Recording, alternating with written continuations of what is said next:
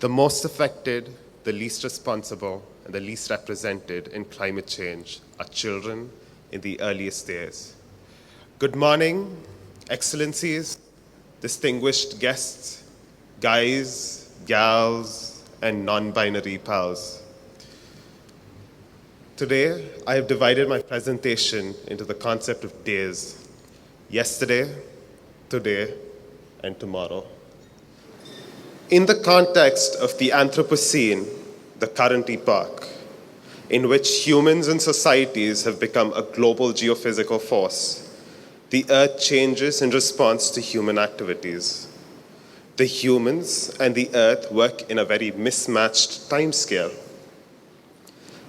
The long-term momentum built into the Earth systems means by the time that humans realize that a business-as-usual approach may not work, the world will be committed to further decades or even centuries of climate change.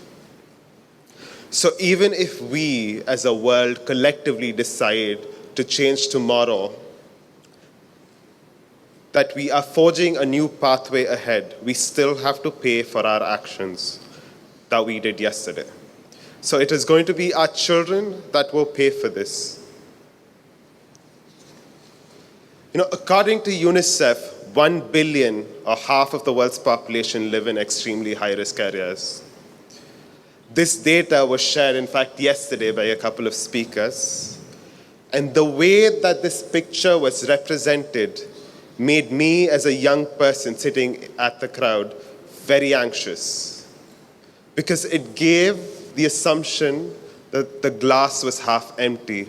But ladies and gentlemen, the glass is not half empty, it is fully empty, because 1 billion children might live in the world's extremely high-risk areas due to climate change, but the other half live right there with them in high-risk areas.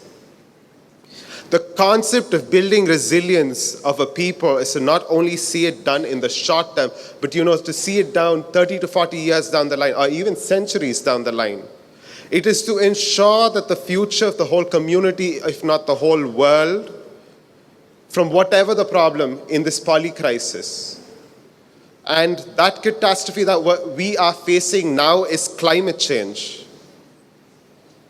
Now that I have shown you the doom and gloom, I want to ask you to take the time to fill out, maybe in a word, what you think is the most ideal climate resilient child in the future.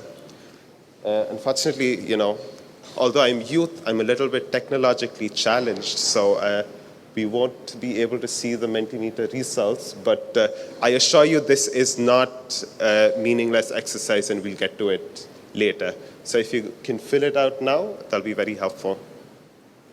I'll give you probably 10 seconds.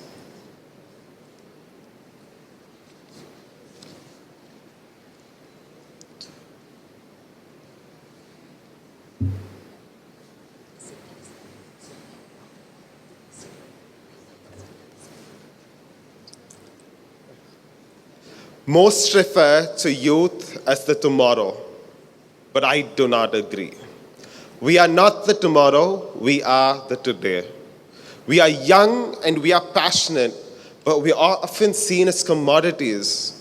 We're used to take pictures and give speeches in important conferences. Just so the adults can find validation in the very less work that they have done to mitigate climate change. The children have always spoke. In fact, they have shouted. They only asked, you listen, but we never did. But ARNEC, thanks to Evelyn, did the next best thing, and we asked young people to talk, and we listened. We asked them to talk through photos. We asked them to talk through photos, and talk they did. And if you did not know, we conducted a workshop for young people in different parts of life. Some were advocates, some parents, some students, some doctors, and some diplomats. We asked them in one of these sessions to take photos of what they felt represented the impact of climate change for young children. There were no wrong photos. I will show them to you as was given. There was a question yesterday, I think to Joan, on how to reach policymakers. I don't have the answer, since I do want to know very badly, but I think this could be one of them. These two photos were taken by a young colleague of mine, by Benedicta, who's a climate negotiator for Indonesia.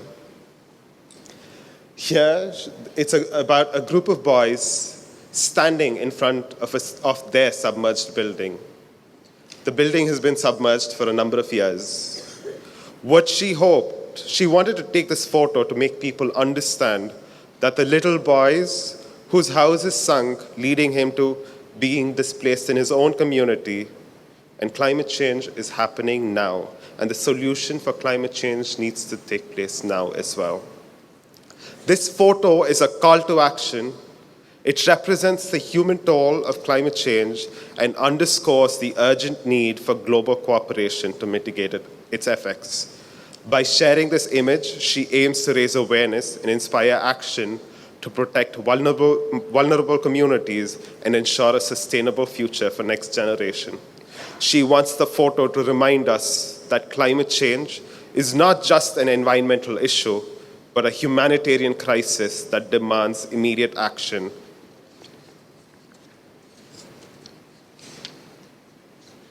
The next photo is by a young doctor from India, Katyayani Goswami. She chose this photo because it presents an issue so commonly seen that it has lost sensitivity. It's about a young child hospitalized due to malnourishment.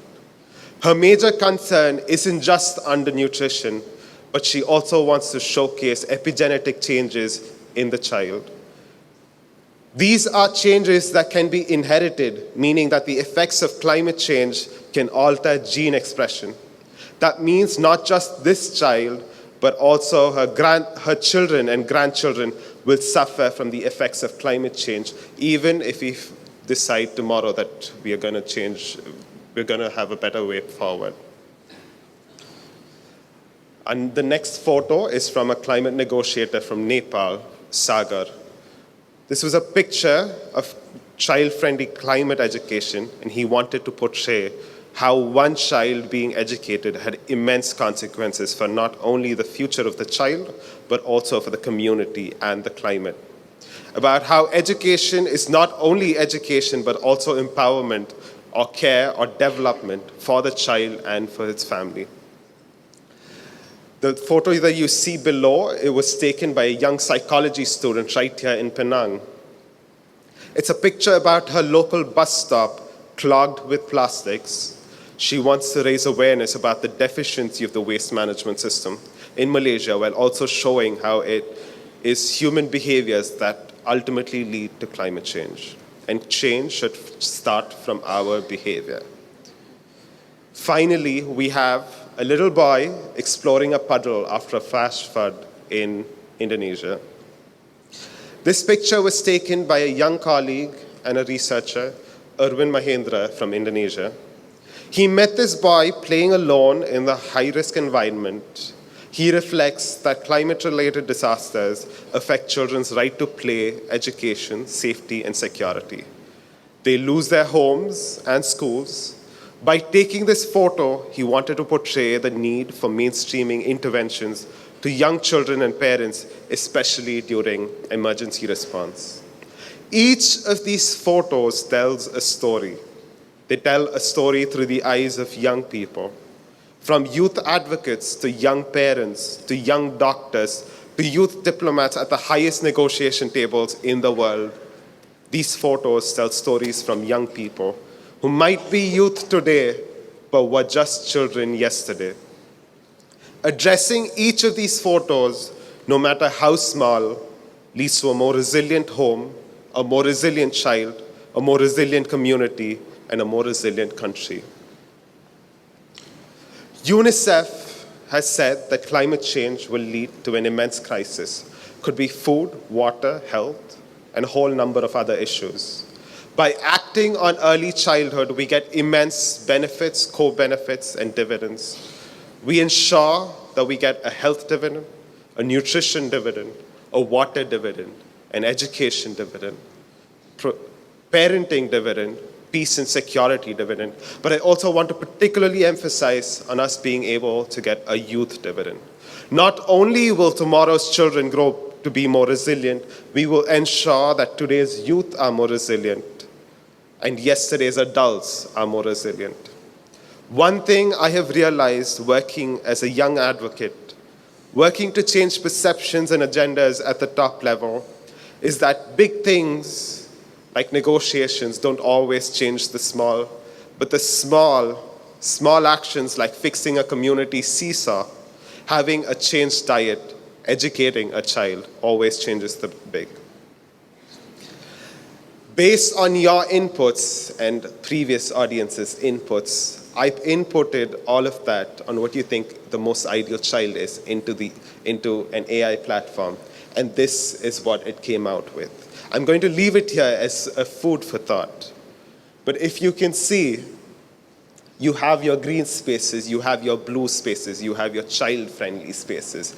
You have maybe what is a school, you have maybe what is green technology in the ideal future. But in no response is climate change, climate polluting industries eliminated. And that is very concerning to me. Thank you.